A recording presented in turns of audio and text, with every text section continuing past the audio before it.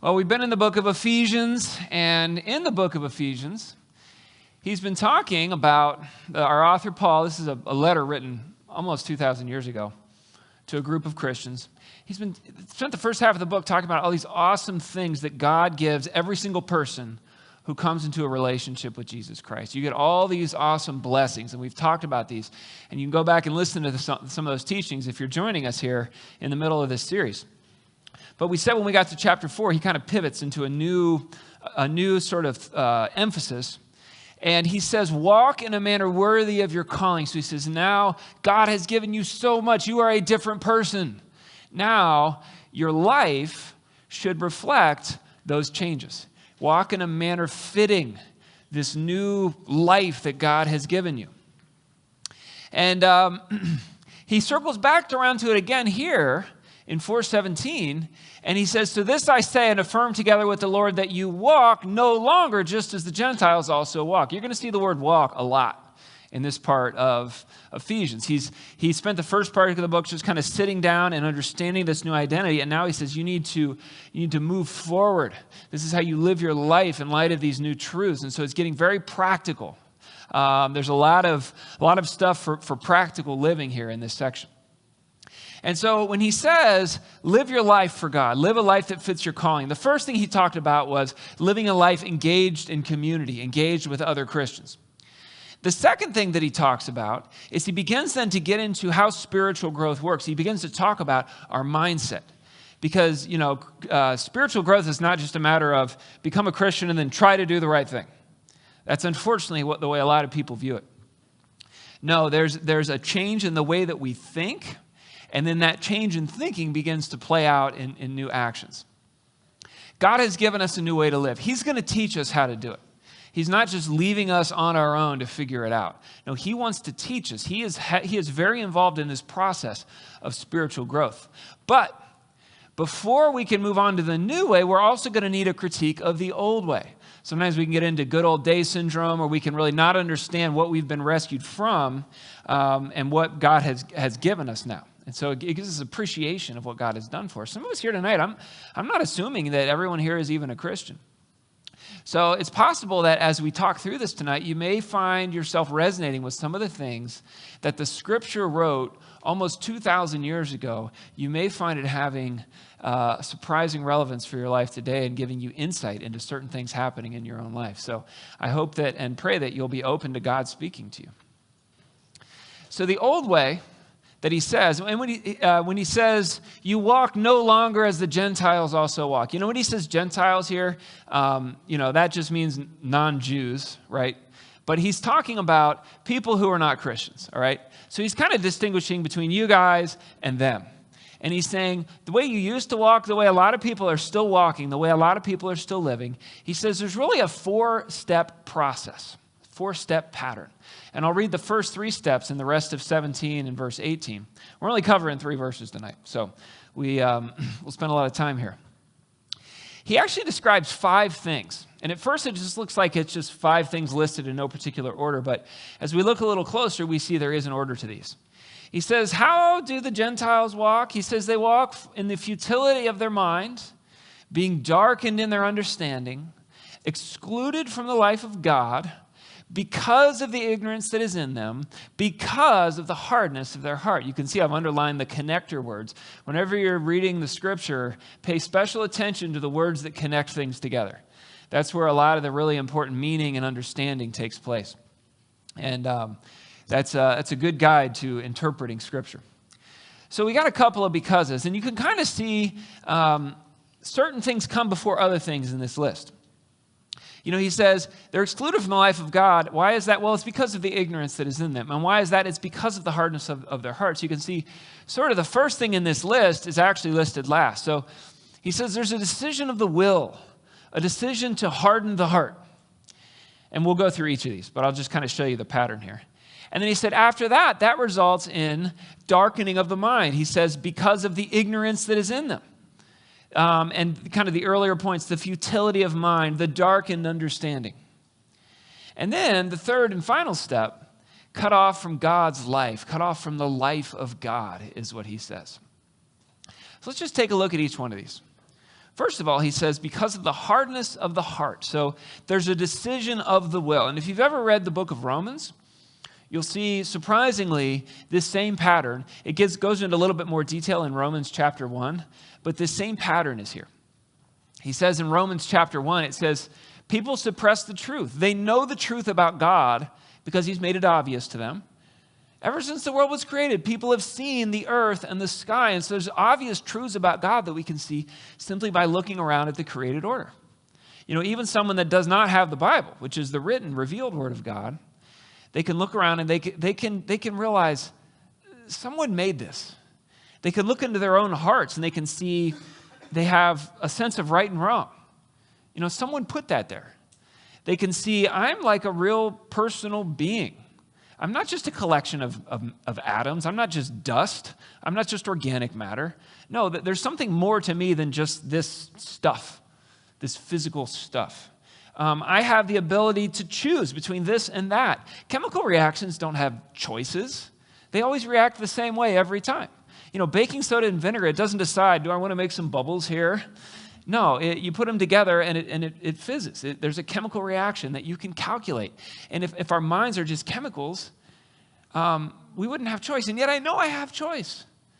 And so there must be something more to me than just physical matter. I'm not just a big bag of biomolecules, as some have put it. The human brain, not just a 3-pound computer made of meat, as one MIT professor said. No, I'm a free-choosing moral being, and I have a sense of right and wrong, and I can look out at this world, and I can see someone made this. We know that.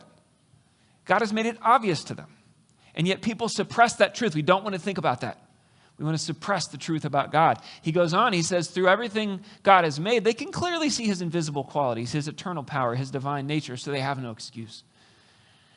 And so just like in Romans chapter 1, here it talks about human beings harden their hearts. They suppress the truth because there's something about the idea of God that's kind of terrifying to me, and I don't really like that idea. Deep down, humans know that God is there. God has given us the freedom to reject him. Can you believe that? The God of the universe allows people to be like, I ignore you. I mean, you think about like a little kid that there's something they don't want to hear or see, and they just close their eyes and la, la, la, la, la, la, la. God lets us do that for a time. But he's like, okay. But we can harden our hearts. We can close our eyes. We can plug our ears to the things that he is clearly showing us. And as Jesus said so often in his ministry, the one who has ears to hear, let them hear. Do you have ears to hear? Or are you doing what it's talking about here? Hardening your heart, plugging your ears and not listening as God speaks to you, as God calls out to you, that still small voice of God's Spirit. He's given you the freedom to reject him. I thought this was a fascinating interview on the deathbed of Jean-Paul Sartre. This was an interview by his lover, and she wrote this up in Harper's Magazine. Jean-Paul Sartre is a very famous philosopher, atheist, existentialist, one of the most famous philosophers of the 20th century. And near the very end of his life, she was interviewing him about God. And she asks, how did your atheism begin? And so what does one of the most brilliant minds, one of the most deep-thinking atheist philosophers of the 20th century say when asked, how did your atheism begin? Was this well-thought-out decision? He says, I don't know when the thought came from or how it struck me. I don't know where it came from. Yet, all at once I said to myself, God doesn't exist. I remember it very well. It was on the day and in the form of a momentary intuition that I said to myself, God doesn't exist. It's striking to reflect that I thought this at the age of 11. Yeah, that is striking. And I never seriously asked myself the question again until today. That is to say, for 60 years. At age 11, he's like, there's no God. And then 60 years later, after deeply thinking through everything in existence, She's like, so why are you an atheist? She's like, I don't know. Isn't that weird that I never really thought about that in 60 years? Isn't that kind of an important question? And then he goes on and he says, even if one does not believe in God, there are elements of the idea of God that remain in us. Even if we deny, we say, I don't believe in God, he says, it's kind of a sticky idea. There are elements of that I can't seem to get rid of. She says, what, for example? He's like, well, I don't really see myself as dust in the world, but a being that was expected, prefigured, called forth. I see myself as a personal being, not a mere collection of biomolecules. In short, I see myself as a being that could, it seems, come only from a creator.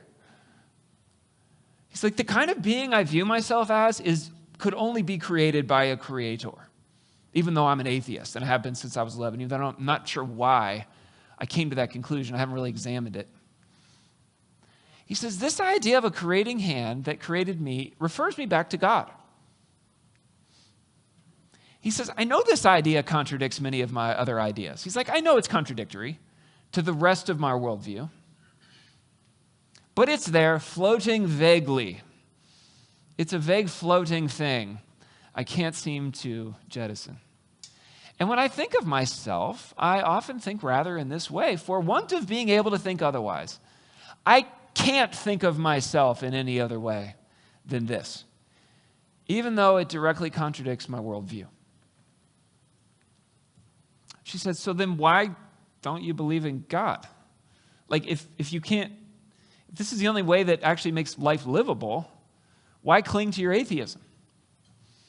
And what he says, I think is so honest and fascinating, and it's the kind of thing somebody that stopped pretending says as they near death.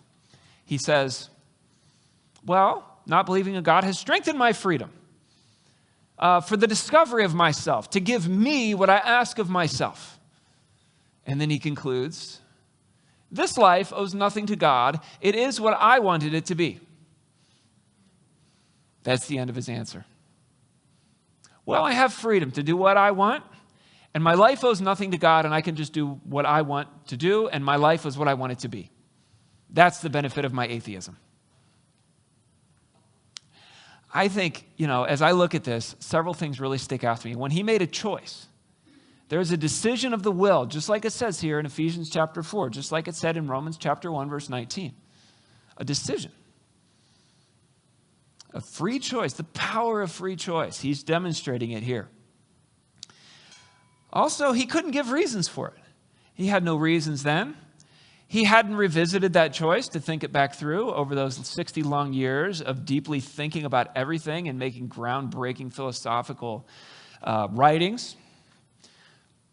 He also knew it didn't even fit his worldview. He's not pretending there. He knows this doesn't fit. And finally, he said, but it sets me free from God, quote unquote. Free from God. Although, is he really free from God? The whole time he's like wrestling internally with, I think of myself one way, but it doesn't fit my worldview. The fact that he can talk so freely and honestly about this on his deathbed, how often was this really with him, this thought? How often was this gnawing away at him? Making him wonder, making him press it down even harder. And suppressing the truth about God, it's like trying to push a beach ball into a pool. You might be able to hold it down for a little bit, but that thing's going to come shooting up. But the deeper you push it, the higher it shoots up in the air. Frees him from God. The point of a worldview should not be to explain away reality. The point of a worldview should be to explain reality.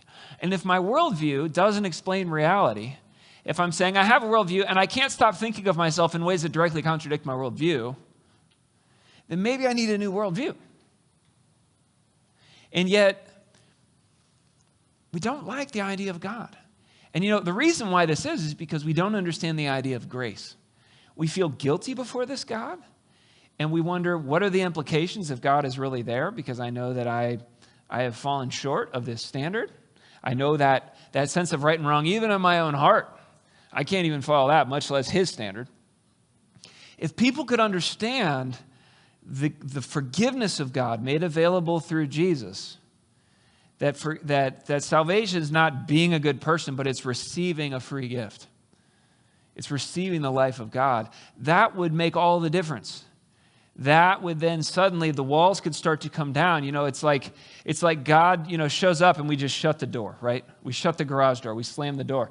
And if we knew there was hope of forgiveness, of love, then maybe that kind of lets us crack the door open a little bit and maybe see what he has to say. He says he's knocking.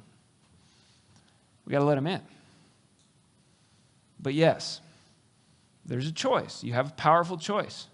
But the danger of hardening your heart, the danger of shutting God out, that decision of the will, can lead to some further negative consequences. And the second one we saw, he says there's a darkening of the mind. He says there is an ignorance that is in them because of the hardness of their heart. He says it a couple of different ways. He says the futility of their mind. If you've ever read the book of Ecclesiastes, the word meaningless shows up all over the place. It means vanity or vapor-like, like a breath of air on a cold winter day that shows up for a second and then dissipates. That's the Greek word they use, this word futility. That's the word they use when they translate Ecclesiastes in the Septuagint. Darkened in their understanding, ignorance. These are confusion words. When we start to say no to God, we start to get confused thinking, kind of like you saw from start there. But we see this in many other venues as well. I've seen it in my own heart as well. When I say no to God, I start getting confused. Darkened understanding. Romans 1 says, once they suppressed the truth about God, they began to think foolish ideas of what God was like, and as a result, their minds became dark and confused. Same word there. Claiming to be wise, they instead became utter fools. Right. So, when you start with the conclusion that God isn't there, you can't really think clearly. It's like you're doing a math problem, you're like, well, I've decided ahead of time this can't be an even number. And so as you start working down through the math, you start to see it's going to be an even number. You're like, whoop, all right, hold on, let's go back. Let's reconfigure this thing. It's like you've decided something about the answer ahead of time, and that affects the steps in the problem solving, the steps of the thinking. And so it can result in darkening. You think about like a sky that's just bright and clear, and you're like, wow, I can see the sun and it's so beautiful, but then these clouds start to roll in. And it's like, oh, the darkening of the sky. This word is used sometimes for the darkening of the sky. But here he's saying this is the darkening of the mind.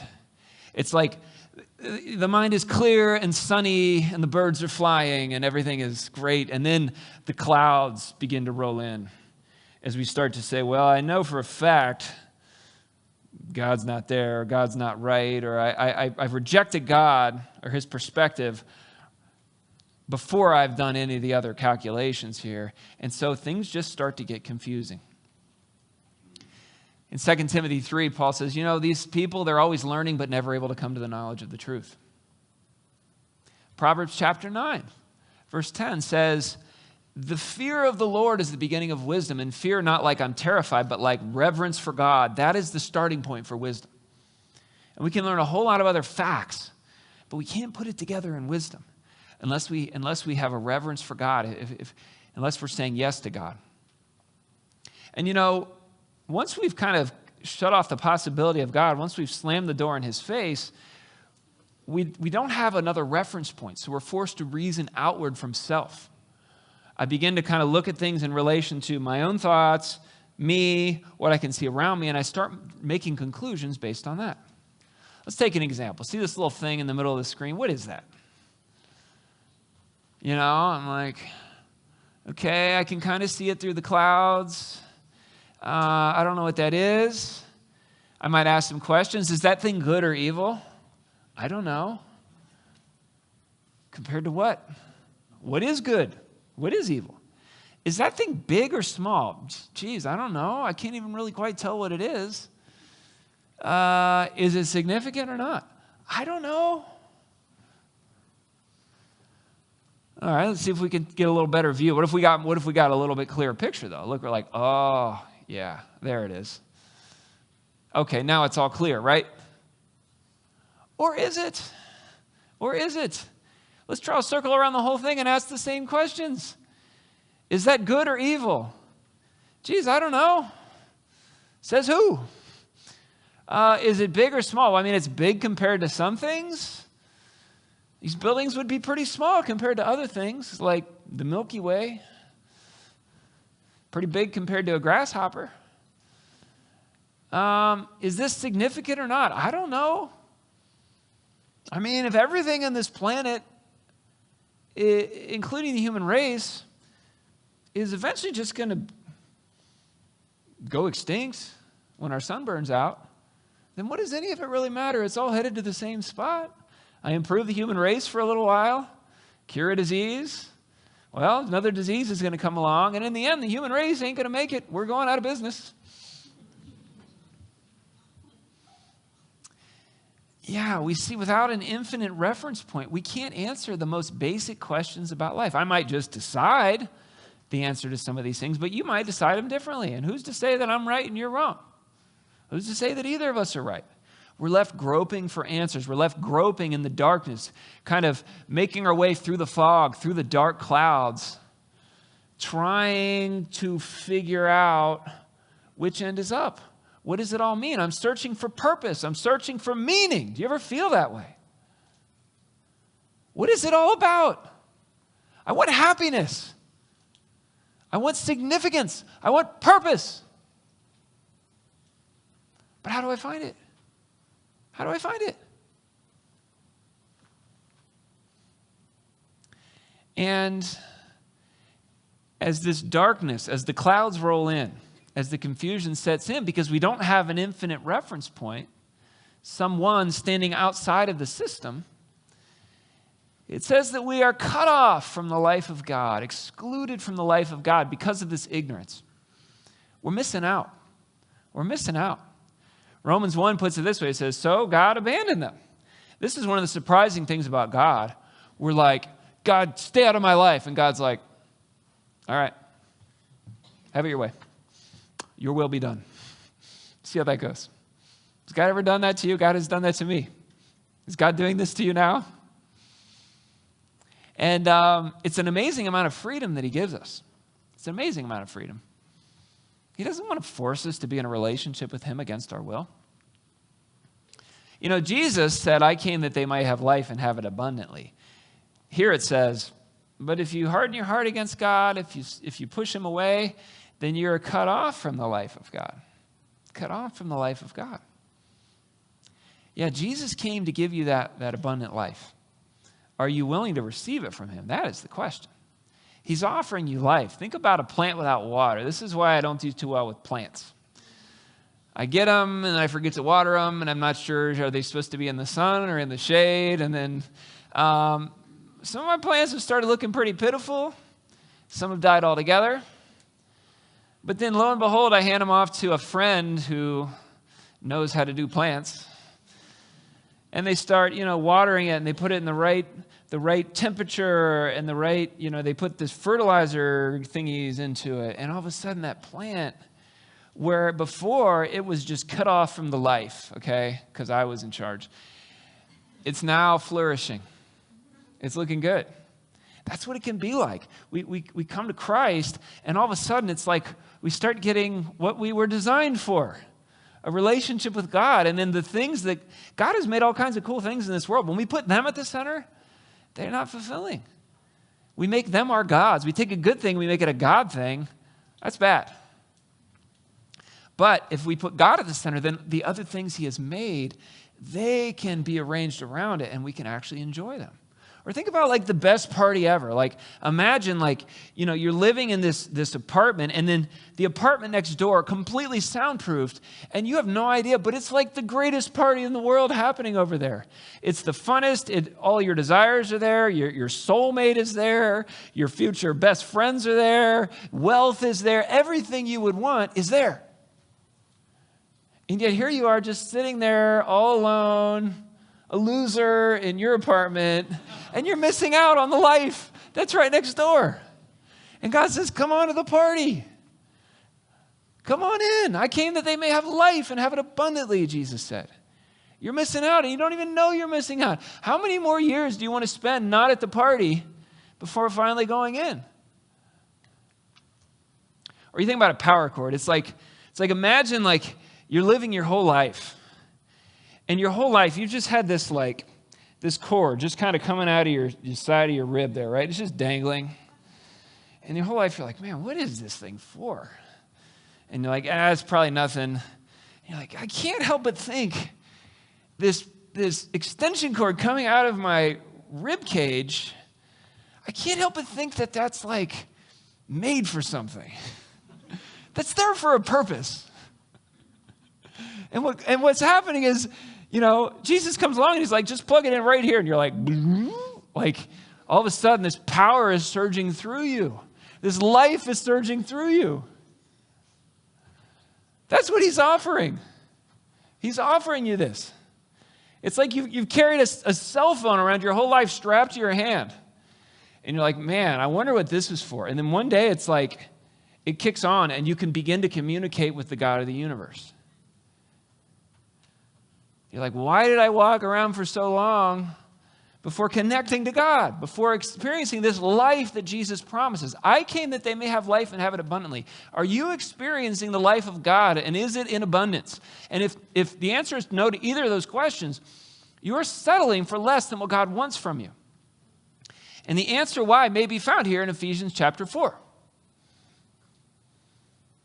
Have you hardened your heart toward God? Has that resulted in that darkened thinking?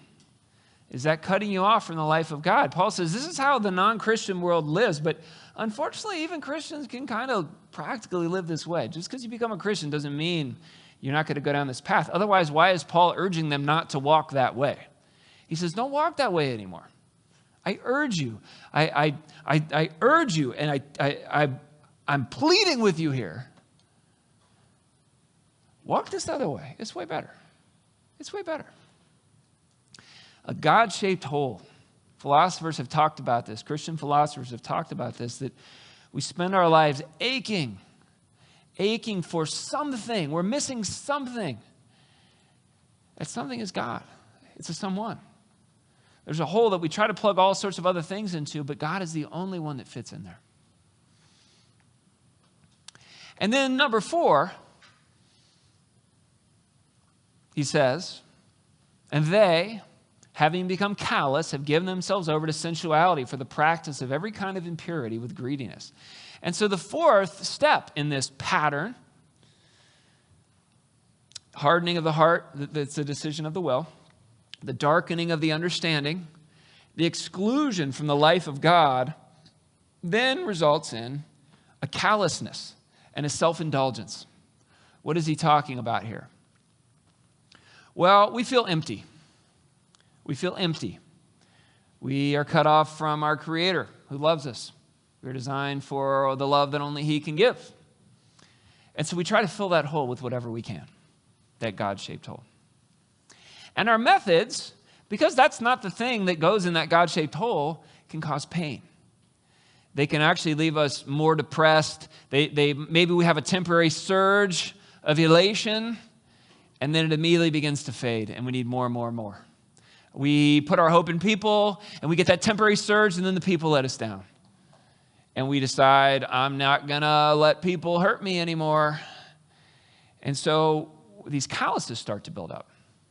Have you ever had worked with tools, lawn tools, hand tools, or have you ever played a sport where you build up certain calluses? Running can sometimes do this, certain calluses on your feet, on your toes, on the bottoms of your feet. Farmers get thick calluses on their hands because they're just doing rough stuff with their hands. Skin in its natural state is pretty sensitive, but skin has kind of this natural defense mechanism where it starts throwing up more and more layers of skin to the point where this stuff gets so thick and leathery, it's pretty tough, but you can't really feel anything through it anymore. And what Paul is saying is that we can become calloused spiritually. Our soul can become calloused. It's like we're trying this, and it's so painful and it's so disappointing that our soul just starts throwing up more layers of protection, more layers of distance. And, it does numb the pain, but it kind of numbs everything. The thing about callous is they don't just block out the bad things, they block out all of it because it's just not safe. And we need these extra layers here of protection. And so we start to get these calluses on our soul where we feel more and more distant. We're still not happy. We might get into more and more exotic adventures to try to find happiness. And there's a craving, a constant craving. We want more and more, and yet we have diminishing returns. Jonathan Haidt, social psychologist, NYU professor, in his book, The Happiness Hypothesis, he says, social psychologists have studied this phenomenon. They call it the hedonic treadmill. We're all stuck on what has been called the hedonic treadmill. He says, on an exercise treadmill, you can increase the speed all you want, but you stay in the same place. Always wanting more than we have, we run and run and run like hamsters on a wheel. All right, so this is us trying to get happiness from anything other than God. And we try and try and try and try, and we think we're actually getting a little bit of a ways up the wheel, but the wheel just starts spinning faster, and we have to run faster and faster and faster. And the more we try, the more we get a little bit of a buzz, a little bit of a high, a little bit of excitement, a little bit of pleasure. If that becomes the central pursuit in our lives, that pleasure begins to fade and we need more. We need more next time. John Lennon, one of the most famous musicians of all time, at the height of his success, wrote a personal letter to a Christian. After quoting a line from a Beatles song, "Money can't buy me love," he said, "It's true." He had all the money in the world.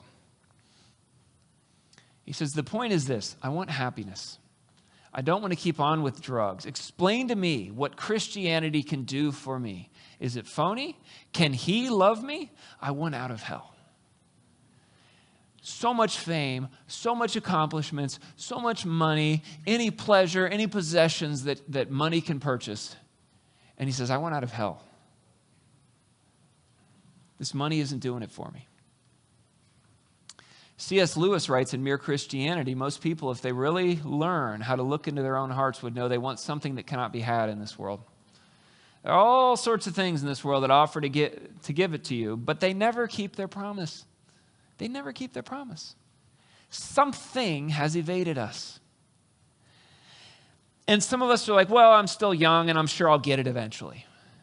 And others of us, we are bitter at people or situations or events that have kept us from getting the thing that we think is going to make us happy. And maybe some of us, we've achieved what we thought was going to make us happy, and we found, to our horror, it didn't. The saddest moment in life is where you get the thing you thought was going to make you supremely happy, and it doesn't. Because then what? Some people get cynical and bitter because of their inability to achieve this happiness. Look, if we've all got it, and this world cannot satisfy it ultimately, Lewis writes, if I find in myself a desire which no experience in this world can satisfy, the most probable explanation is I was made for another world. This is yet another pointer in our hearts that God has put there, pointing us to his existence, pointing us to him. But once we put God in the center where he belongs, we can then enjoy the other good things that God has made. Once he becomes we put the sun back at the center of the solar system, all the planets can rotate around it because the sun is designed to hold the solar system. Mercury can't do it. The sun can do it. And that's what God says. He says, I've created so many good, enjoyable things in this world. Christianity is pro-pleasure. God's the one that gave you the ability to enjoy things. But he's got to be at the center, and those pleasures have to be in their proper place. It takes the pressure off of pleasure, is what it does. Well, Augustine says, you've made us for yourself, O Lord, and our hearts are restless until they rest in you. I love that quote. Do you have a restless heart? Are you looking for rest? Jesus said, come to me all who are weary, and I will give you rest. He's offering that rest for your restless heart. He is what you've been looking for. He will lead you. He will lead you. Invite God to fill that God-shaped hole in your life. Allow him to show you the true path to happiness. Allow him to teach you the true foundations through which you can evaluate this world, through which you can actually attain purpose and meaning. And come back next time and learn how spiritual growth works. This was the negative. He's going to now teach the positive, and we'll spend several weeks on that.